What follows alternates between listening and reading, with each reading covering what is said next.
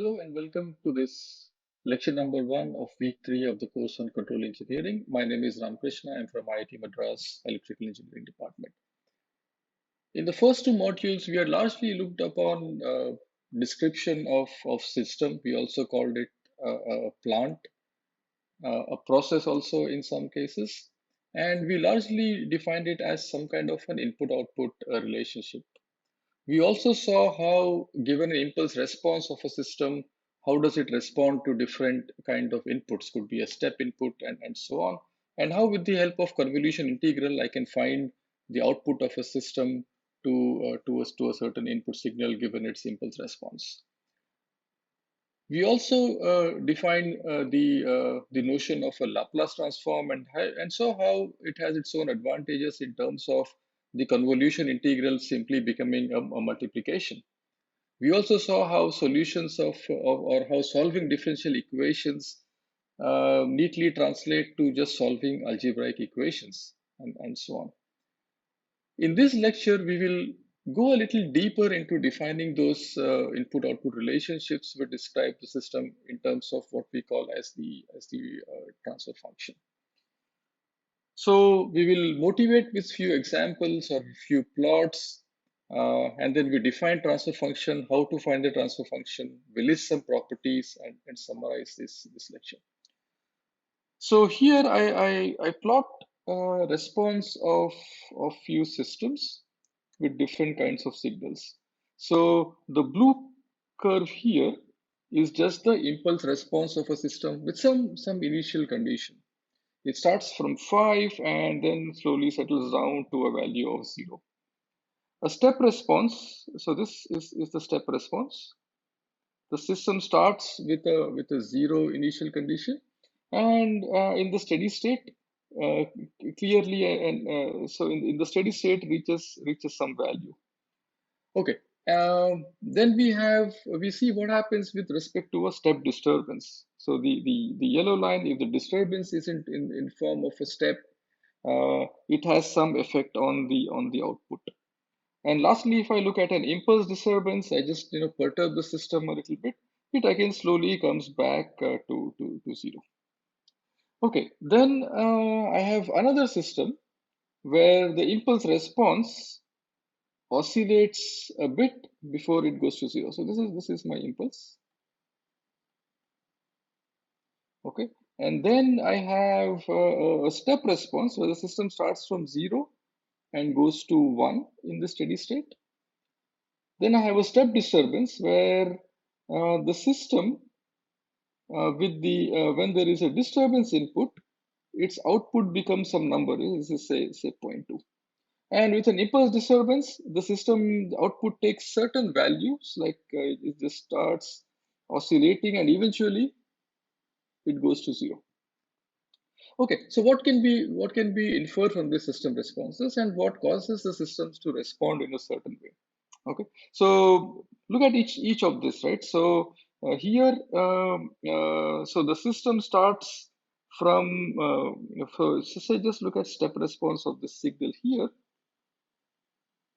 Okay, step would mean I would like the system to track the value of 0.1, but there is some error here. Okay, the step response has some error. I'm not really talking of what kind of systems are inside this. Here, the step response does not have any error, right? So this goes to a value of 1. So the step response has no error. Okay, this is neat. Okay, what is the effect of disturbance? Here, the disturbance, if I look at the step disturbance, which is the yellow line, the step disturbance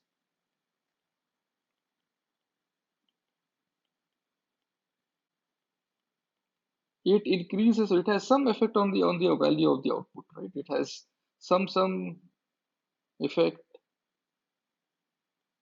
on the output.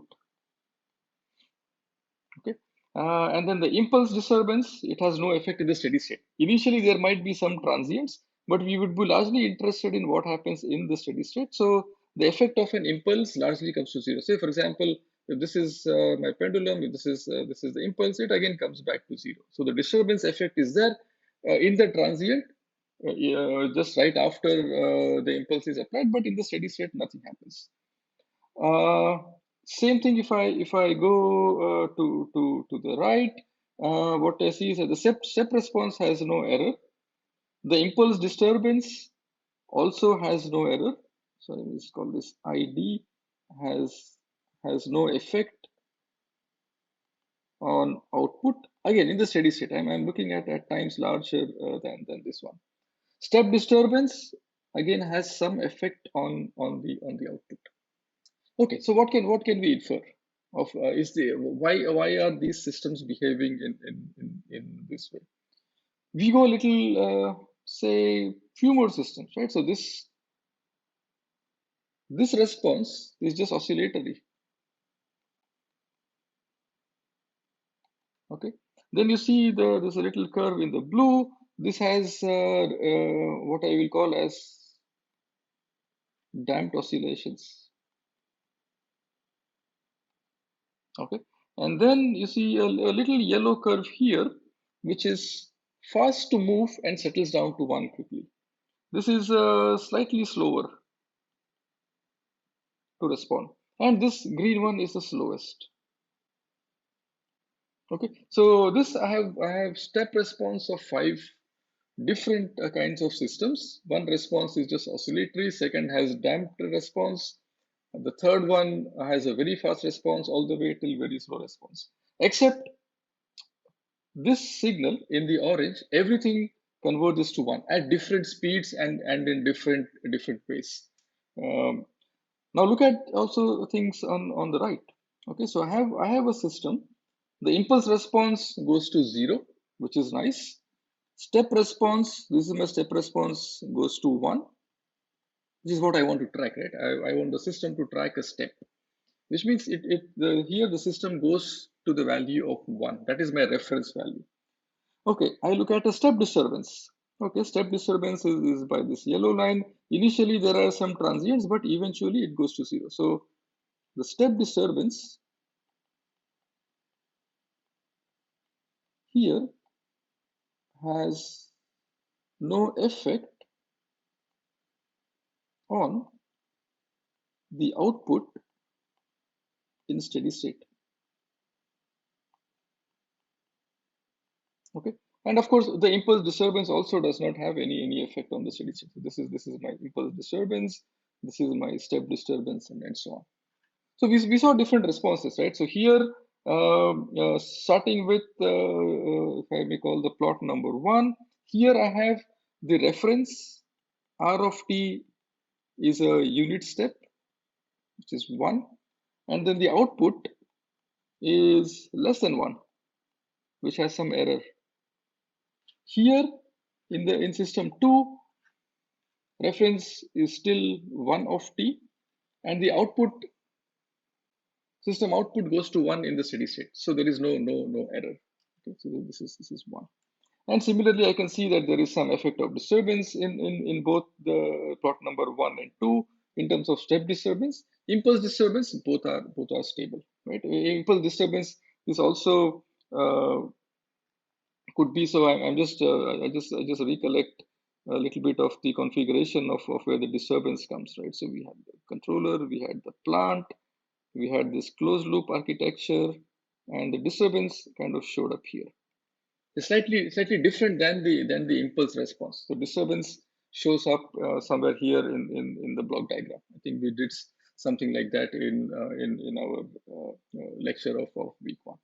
So all the way till I have now a system number 4, or maybe I'll call this 3 in that sequence, that it can reject, or the effect of step disturbance and the effect of impulse disturbance both are 0.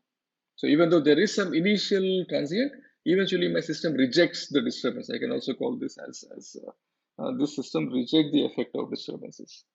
Plot number 4, I see that some systems are slower to respond, some systems are faster to respond, some systems just have a oscillatory behavior, some have a damped oscillatory behavior, which means that a system responds in different ways to different kinds of signals. And this is where we motivate the need to define, is there any system property that will relate the input to the output.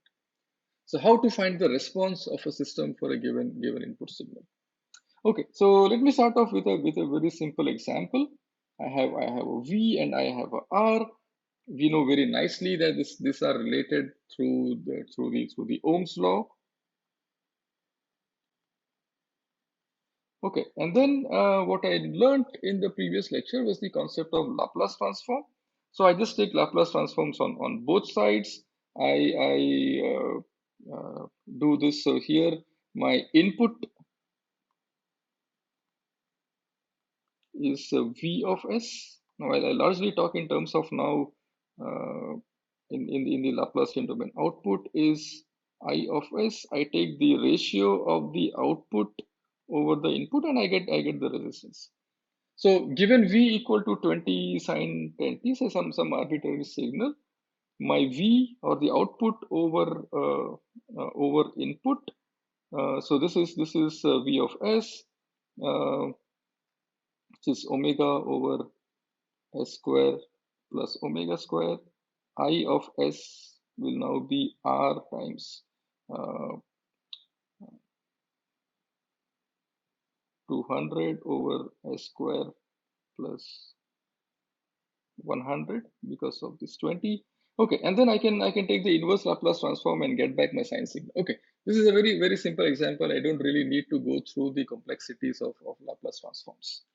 Okay, but I can say define okay, how are the input and the output related, right? So the output and the input has a ratio of R. So this is the input output relation. Based on this, can I define something more? So this is where I will introduce now the notion of a transfer function. What is a transfer function? So by definition, the transfer function, we will use this notation G of S of a system is a mathematical representation that relates the Laplace transform of the output, which was the current in the previous example, to the Laplace transform of the input under the assumptions are all under the assumption that all the initial conditions are zero. Okay, this provides a good description of the system's behavior. We'll see also how this extends nicely to the frequency domain. For now, we will stick to the S domain. Mathematically, so if from now I'll use this notation U of S for the input, Y of S for the input for the output. I'll repeat again, U of S for the input, Y of S for the output. We will not confuse U of t with the step anymore. So whenever we will have step, we will call it as 1 of t. So from now on, U will be the input, Y will be the output, and G will define the system or the process or the plant or the system or the process. Okay, so in the previous example, the current was the output and the voltage was the input. So again, I'm looking at a ratio of the output versus the input. So in this case, the transfer function is simply R. So this is my transfer function.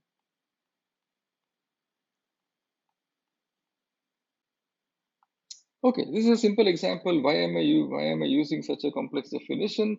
Let me go to some other example before I come here. Okay, so let me look at this circuit now again with the V of t as my input and as before I of t as my output. Okay, so this will have the Laplace representation of V of S. This will have the Laplace representation of Y of S. Okay, nothing difficult here. I can still write down my Kirchhoff's voltage laws, V equal to IR plus LdI by dt. Inputs and outputs are defined accordingly. So I do a little bit of math. I do Laplace transforms on both the sides. I know that the differentiation of this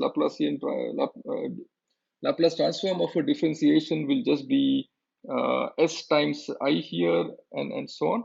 So I get this nice beautiful relationship, right? The Laplace transform of the output versus the input is 1 over S times L plus R. And this G of S is what I now call as the transfer function, which relates very nicely, the same simple algebraic relation as the ratio of the output versus the input. Okay, O output versus the input. Okay, so we have one more example, and now it kind of makes a little sense of why we are doing this, even though in the first example it was simply a number R. Okay, so why is this important, right? And then what we saw is in the previous lecture that to find the time response, we need to solve ordinary differential equations. These are largely integral differential equations and so on. And when the models are transformed to S domain, I have to just solve algebraic equations. Okay, so this transform model in the S domain is called the transfer function. And it is a model which is applicable to all kinds of input signals. So the transfer function characterizes the system response to various inputs. Could be a step signal, could be an impulse, could be a disturbance, could be a sinusoidal, and so on and so forth. And therefore, I can get a lot of information about its stability, response to different frequency signals, and all other dynamic properties. Okay, and this definition is valid only in the case of linear time invariant systems. So if I read this sentence again, the transfer function characterizes systems response to various inputs and can be used to analyze its stability and other dynamic properties, right? So what we saw in these plots is that, okay, we ask the question, why are these some systems responding slower, other faster? How are they rejecting disturbances and so on? And what causes the system to respond to signals in a certain way? And that what causes the answer here is a transfer function of the system, right? Like give me the transfer function, I will be able to say how exactly the system will respond to certain input signals. Okay, we will do that in a little more detail quite soon. Okay, so look at a very simple test signals, right? So we had defined the step signal, the impulse, the ramp, and so on as very basic signals, and this we will keep on using this throughout our course. So the unit impulse function we will denote by delta t, and we know it all satisfies this relation. So if the input is delta t, what is my transfer function? I typically write as G of S is now the ratio of the output to the input in the Laplacian domain. And if U of S is delta, so if U of t is delta of t, we know that U of S is simply 1. Okay, so this will simply be Y of S. Right? So that's what is computed here, right? So if the input to the system is the unit impulse, then the output is called the impulse response. We'll keep this in mind, the impulse response, when we should also define the notion of stability. Okay, and it's not always a signal uh, uh, which is like infinite in length and of area 1. It could also be like a response to an initial condition.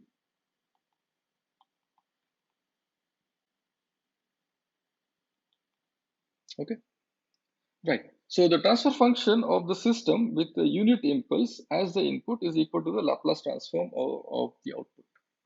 Right. So this is just this this is the mathematical statement, and this is I'm just saying it. So what does this mean in words? Okay, I can now have also a unit step function, right? A unit step function denoted by, of course, okay, I will for the last time use this notation, but we will typically denote this also as 1 of t, right? Because we have used the we have kept this rotation for the input. Okay, so if the input is the unit step, recall what is the Laplace transform of a unit step? The Laplace transform of a unit step, I call it 1 of s, is 1 over s. Okay. Now, what was my transfer function? Transfer function was y s over the input. What is u of s is now 1 of s, so I just, this will have s times y of s. Okay, where us is 1 of s. So therefore, so what I'm doing here, I'm looking at the step response. If the input to the system is the unit step function, then the output is called the unit step response. How does my system respond to a step signal? Just like if I just press the pedal of my car from say 0 degrees to 5 degrees, that is a unit step that I'm giving. Okay, or if I'm switching on a fan, I'm giving it a step voltage of 230 volts and so on. Okay, so now the transfer function of the system with the unit step is equal to s times the Laplace transform of the output. Right, just writing down this in words. Okay, nice. So how do we find this transfer function? Of what we saw in the two examples is first find the model equations. Right? So this will come from say Ohm's law. Then you had the KCL, you had the KVL, and you had all those Newton's second law, or any other physical laws that we would know. Okay, write down the equations as differential equations or integral differential equations. Take the Laplace transform, assuming zero initial conditions, and find the ratio of the output to the input. That's what we did here, right? So these were the system equations.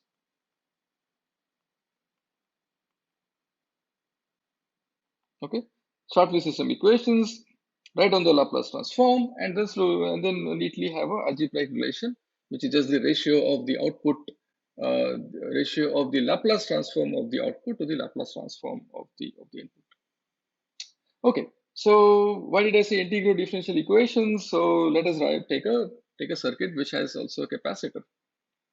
Okay, so now I will have V, and then let's say here I am measuring the voltage across the capacitor as the output. Okay, so I have the first equation, V equal to IR plus LdI by dt plus 1 over C integral I dt. And this is a VI relationship for a resistor, the inductor, and the capacitor. And the output as 1 over C integral I dt. Okay, so this is the system input, this is the system output. What was the second step? The first step was find the model equations, identify the input and output. We have done both of those. Input is VI, output is the voltage across the capacitor. Take the Laplace transforms, assuming zero initial conditions, and find the ratio. Okay, Laplace transform. Laplace transform of a derivative will have the multiplication with s. Laplace transform of the integral will have the division by s. Okay, so this is my VI, this is my VO. I just take the ratio of VO by VI to get the transfer function, which is of this form. Okay, why did I choose VO as the out? Why did I choose the output as the voltage across the capacitor? There is no particular reason. I can also choose I of t, or in the S domain, I of s as the output, and therefore derive an equivalent transfer function. You will have something else sitting over here, right? So that you can do a simple math. Just take this just 4 steps. First step, write down the equations, identify the input and the output, take the Laplace transforms, and then compute the simple ratio. Okay, this looks good. Let's go to some other examples, and we'll kind of through this lecture and the next lecture do a lot of examples here. So let's say I have a DC motor We will do a very quick crash course on DC motors. Of course, we will not go into the details, but we just try to understand the mechanism from our point of view. So I have an input voltage, and if I say what I measure as the output could be the theta dot, the angular velocity that the motor generates through this load, if I may call. Okay, theta dot I'll also use as omega. Okay, so what happens in the mechanism is, of course, these are all the parameters. I'll have the moment of inertia of this load. B will be the viscous friction or the mechanical friction offered by this load. Then I have the constants of the EMF constant. I have the motor torque constant. R is the resistance and L is the inductance. Okay, we'll just first understand the mechanism. The input voltage, well, it will generate a current through this. So the current will generate something called a back EMF.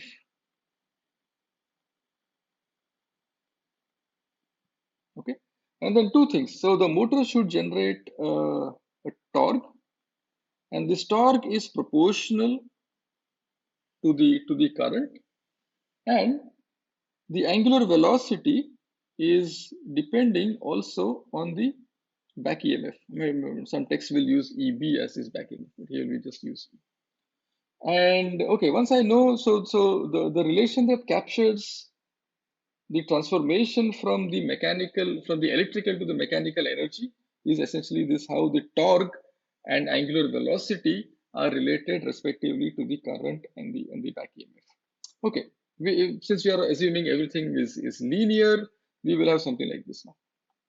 Okay, so the torque generated by a DC motor is proportional to the armature current. So I have torque will be, I just have a proportionality constant KT times I.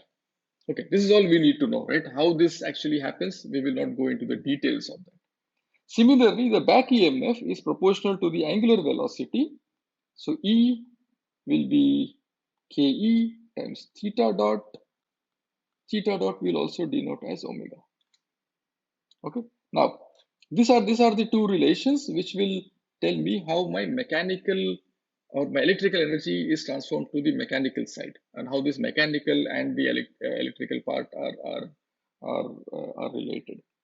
Okay, so first is, now what are the equations? Equations will be the equations for this circuit. So we have V, there is a current. So this is IR is a relation between current and voltage for a resistor. Then I will have L di by dt plus the back EMF. Okay. Similarly, I will have a relation that will be that the torque is related to this load by J theta double dot plus B theta dot. The moment of inertia is J. It's just the force F equal to ma kind of relation for a rotational motion. The torque will be equal to J times theta double dot. I can also write this as J times omega dot plus B times omega. So equation number 1, this is my equation number 2, 3 and 4 with their respective constants, right? So this is, I'm just assuming a proportionality constant here. Okay, nice. So I have expressions now that, okay, I have L di by dt, so this is just my back EMF here, okay? And then my torque, so I'm just writing down these two equations now, right? So this equation number 1, equation number 2, together with those proportionality constants. So for E, I am substituting the back EMF, right? So okay, I'll just call this E instead of back EMF. Then to the Laplace transforms. So now I have a relation which will relate V and I and omega. Okay. Similarly, for the torque expression, so what was the torque was J omega dot plus B times omega. B is the frictional component, and this torque is now related as KT times I. Take the Laplace transform. I have J times S plus B and another relation now, right? Take this equation 6, equation 7. What do? Is eliminate eliminate I of S from these two. Okay, so we identified voltage as the input, speed as the output, or the angular velocity as the output. I do a little manipulation, little math, and I get this to be the transfer function. Okay, this is a good straightforward computation that we will get to see. Okay, and then of course slowly we'll see how to write these in MATLAB, a little code of how to represent a DC motor transfer function in MATLAB. So this you can just quickly type this down and check. Okay, now let us look at some properties of how systems behave when they are, like, say, joined together, as we call this. We will call as systems in Cascade. Okay, so we'll look at systems in Cascade. And why is this analysis important? So let's say I have a system which, say, takes in X as an input, uses the square operator, so will result in X square, and say after that passes through a cosine operator, will give me cos of X square as the output. So X goes here and the overall output comes out as cos X square. Now what I'll do is, let me just reverse this, right? Let this guy sit here and this guy go and sit here. What happens in that case? So X still goes in as input. First operator is cos of X. Sorry, first operator is the cosine operator. Okay, let me do this again. The cosine operator will give me the output as cos of X. This serves as an input to the second system, where now it goes through a square operator, resulting in cos of X. Do not match, they are not the same. And therefore, the order in which the square and the cosine appear, they matter. Okay, now why? Because these are nonlinear operators, right? So the input-output relationship here is nonlinear. However, in the case of LTI systems, what we are blessed with is a very useful property, that the order in which they appear do not matter, and so on. I will just investigate few of those properties. Okay, so I have a system 1 and system 2 connected this way. So that it's a, I have that the output of the first system serves as input to the second system, and resulting in an output of the second system. I can reverse the order also, right, and see what will really happen with the transfer functions. So I have U1 of S resulting in Y1 of S. This Y1 of S will serve as input to the second system, resulting in Y2 of S. Or I just reverse their orders and also the inputs, right? So U2 generating Y2 and U1 generating Y1, where U1 comes from Y2S. Okay, what does this do? Okay, so I look at the overall picture here. So I have Y2 by U2S. This is G2S. Okay, so this is the second system. So I start with Y2 over U2 is G2 of S. Okay, now this input to the second system comes from the output of the first system, right? So now I will have Y2 over Y1 is G2 of S. Now what is Y1? Y1 is simply U1 times G1 of S, and the convolution, or the equivalent of the convolution in the S domain. So now so this is G2 of S. I take this G1 here. I have Y2 by Y1 is G1 times G2. Okay, now I reverse and see what happens. So I do the same math. Y1 over U2 will also give me G1S times G2S. So the order in which the systems appear do not matter. Not only that, the overall transfer function. So if I have a block of G1 and a block of G2, the overall block will just be G1 multiplied by G2.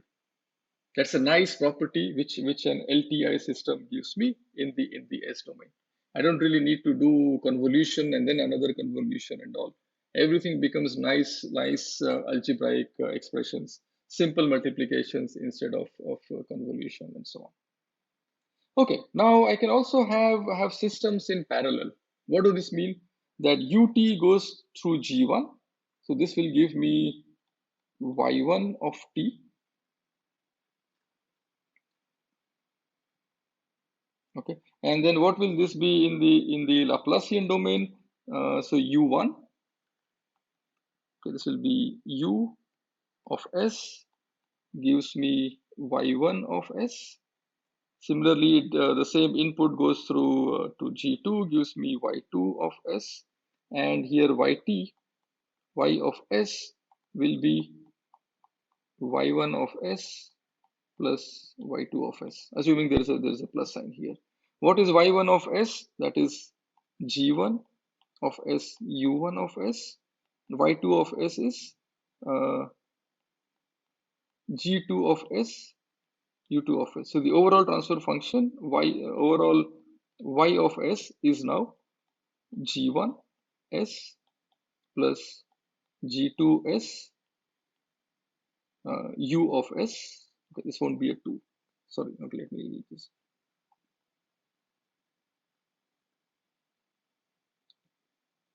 Okay, Y of S is Y1 of S plus Y2 of S. What is Y1 of S? That is G1 of S, U of S. The same input goes to also G2. So G2 of S times U of S. I'm assuming that there is a plus sign here, right? So this will be G1 plus G2 U of S. So the ratio of Y of S over U of S is G1 plus G2. And if there's a minus sign here, it will just be a minus. Okay, simple mathematical expression. What we had in some of our earlier lectures also, we saw a feedback loop. I drew a bit of how the disturbance enters the system earlier in this class. Let me see if I still have that picture. This is something vaguely looking like this. I had a loop over there, a feedback loop. Okay, how does this feedback loop appear, and what is the overall transfer function? So let me say that I have a U of S. This is my plant. This is my output. And the output is measured, goes through a sensor with dynamics and fed back again, and then I get E of S. Now the question is, what is the overall transfer function? Y of S over U of S. Earlier, I was just interested now in the given a plant P, this Y over E would just be the plant transfer function. Now I'm just looking at how does the system behave in the closed loop, right? The output is fed back through the feedback path Hs to generate a feedback signal. This is H of S, Y of S. Here now I have because it's a feedback, there will be some measurement here which will calculate the difference between the actual and Y. So this will be called as the error signal. Okay. So E of S now E of S will be U of S minus a signal coming from here, that is H of S, Y of S. Okay, and what is Y of S? Y of S coming from here is G of S, E of S. What am I interested in? I'm interested in the ratio of Y over U. Okay, so eliminate E of S from these two expressions, from this and this. Okay, I eliminate E of S. What do I get?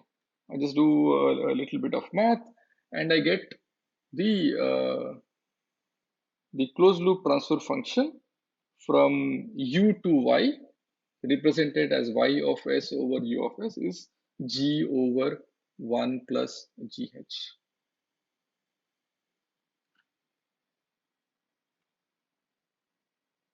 Okay, so starting with a configuration, like again, you see this is a negative sign. So these are largely called as negative feedback systems.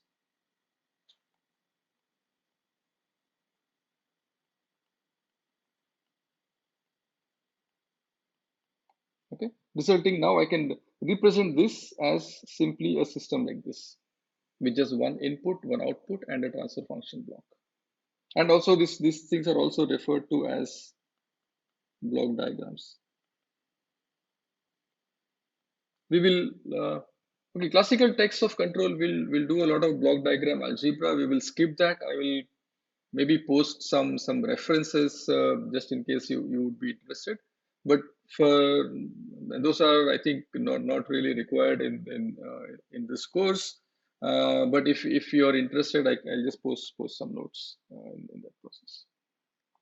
Okay, a little bit of MATLAB exercises, how to really get step and impulse is just given here. I have now two transfer functions. Everything is now in the S domain and so on. So I'll call this as first order because S has a power 1. This will be S second order system because S has a power 2 and so on.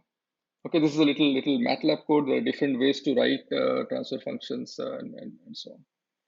Okay, what we have seen so far is we defined the notion of a transfer function, which will precisely define how a signal responds to different kinds of inputs.